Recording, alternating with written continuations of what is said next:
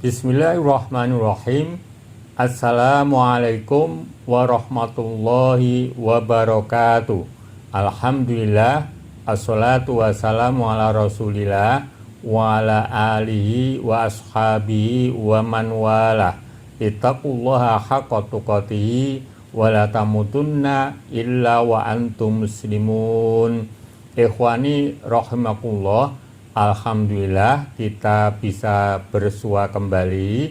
Semoga kita dimudahkan urusannya dan selalu ditetapkan dalam iman, takwa, taat, dan termasuk hamba Allah yang soleh solehah. Amin. Pada kesempatan ini kami akan mengaturkan bahwa di dalam Al-Quran itu terdapat orang yang tidak berhukum dengan hukum-hukum Allah belum tentu kafir, tetapi bisa jadi lambat laut bisa kafir, tetapi tidak langsung, bertahap.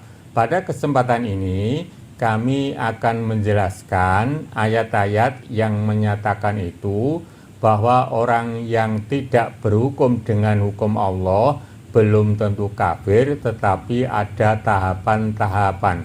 Adapun penjelasannya seperti berikut ini. Surat Al-Maidah 47. A'udzubillahi minasyaitonirrajim. Wal yahkum ahlul injili bima anzalallahu fihi. Wa man lam yahkum bima anzalallahu fa ulaika humul fasikun. Artinya, dan hendaklah orang-orang pengikut Injil memutuskan perkara menurut apa yang diturunkan Allah di dalamnya.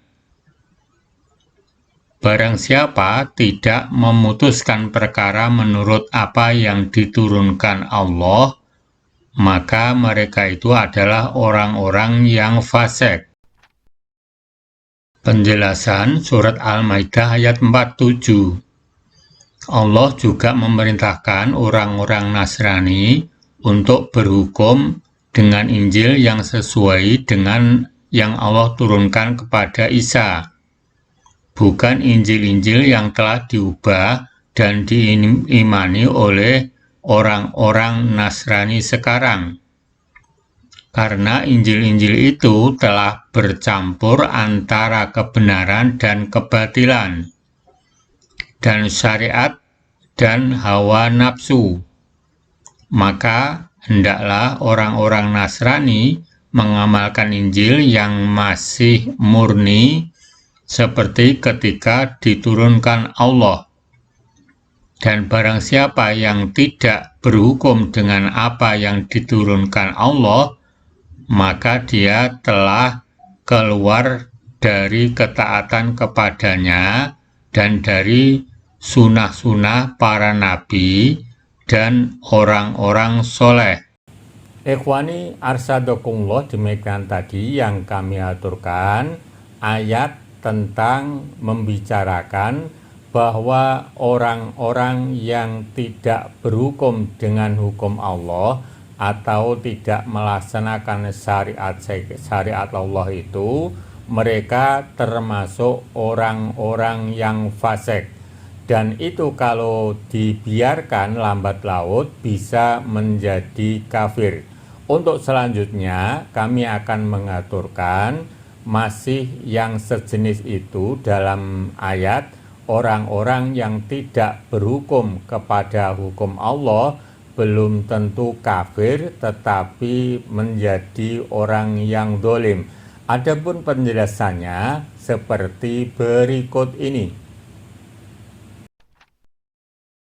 Surat Al-Maidah 45.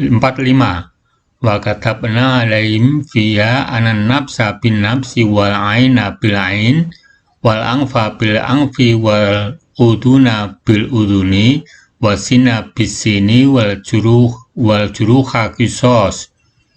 Faman tasaddaqa bihi fa huwa kafaratullah wa man lam yahkum bima anzalallah faulaika humul dzalimun. Arti, dan kami telah tetapkan terhadap mereka di dalam At-Taurat bahwasanya jiwa dibalas dengan jiwa, mata dengan mata, hidung dengan hidung, telinga dengan telinga, gigi dengan gigi, dan luka-luka pun ada qisosna. Barang siapa yang melepaskan hak qisosnya, maka melepas hak itu menjadi penebus dosa baginya. Barang siapa tidak memutuskan perkara menurut apa yang diturunkan Allah, maka mereka itu adalah orang-orang yang zalim. Penjelasan Surat Al-Maidah ayat 45. Dan kami telah tetapkan atas mereka di dalam Taurat bahwa nyawa dibunuh sebagai balasan membunuh nyawa. Mata dicongkel sebagai balasan congkelan mata. Hidung diiris sebagai balasan mengiris hidung. Telinga dipotong sebagai balasan memotong telinga. Serta gigi dicabut sebagai balasan mencabut gigi. Dan sesungguhnya diberlakukan hukum qisas pada luka-luka. Maka barang siapa merelakan haknya dalam menuntut qisas dari orang yang berbuat zalim kepadanya, maka tindakan itu menjadi penggugur dan penghapus sebagian dosa orang yang terzalimi.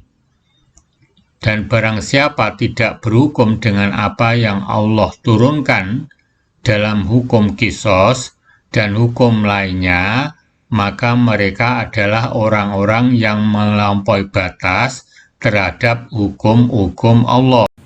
Ikhwani arsadokumullah, demikian tadi yang kami aturkan ayat beserta tafsirnya, yang mana di dalamnya membicarakan tentang orang-orang yang tidak berhukum dengan hukum Allah, itu mereka termasuk orang-orang yang zalim.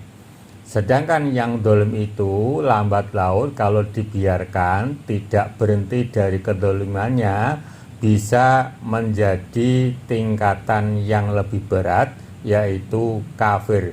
Untuk selanjutnya kami akan mengaturkan ayat beserta tafsirnya atau penjelasannya tentang orang-orang yang tidak berhukum dengan hukum Allah menjadi kafir. Adapun penjelasannya seperti berikut ini. Surat Al-Maidah 44.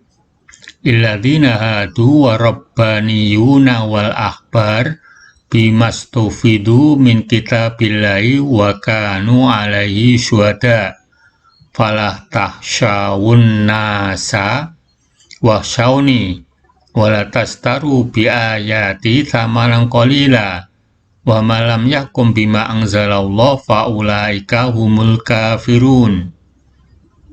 Arti, oleh orang-orang alim mereka dan pendeta-pendeta mereka, disebabkan mereka diperintahkan memelihara kitab-kitab Allah dan mereka menjadi saksi terhadapnya. Karena itu janganlah kamu takut kepada manusia, tetapi takutlah kepadaku. Dan janganlah kamu menukar ayat-ayatku dengan harga yang sedikit. Barang siapa yang tidak memutuskan menurut apa yang diturunkan Allah, maka mereka itu adalah orang-orang yang kafir. Penjelasan Surat Al-Maidah ayat 44.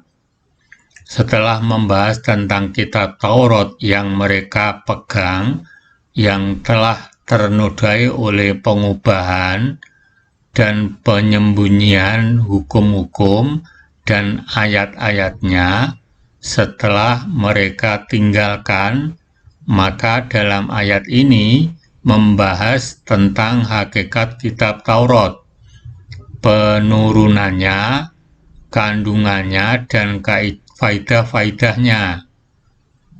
Taurat adalah wahyu dari Allah yang diturunkan dari sisinya yang mengandung petunjuk dan cahaya sebagai hidayah bagi manusia. Taurat bagaikan pohon rindang yang berbuah lebat yang dipakai berteduh oleh para nabi yang taat kepada perintah-perintah Allah dan ridho terhadap hukum-hukumnya. Taurat adalah aturan dan jalan yang terang bagi mereka, dan ia adalah landasan hukum yang dipakai oleh para nabi yang memiliki ilmu yang bermanfaat dan amal yang soleh, dan para pendeta yang memiliki ilmu yang mendalam. Mereka adalah para penjaga amanat dan para saksi bagi kitab Allah. Ikhwani arsyadakumullah, demikian tadi yang bisa kami aturkan, yaitu ayat-ayat yang membicarakan tentang orang-orang yang tidak berhukum dengan hukum Allah itu bisa fasik, bisa dolim, dan keduanya itu bisa menjadi kafir. Semoga ini semuanya bisa menjadi perbendaharaan ilmu kita dalam usahanya mendalami ilmu-ilmu yang terkandung dalam Al-Quranul Karim. Semoga Allah memudahkan semuanya. Amin. Billahi taufiq wal hidayah. Assalamualaikum warahmatullahi wabarakatuh.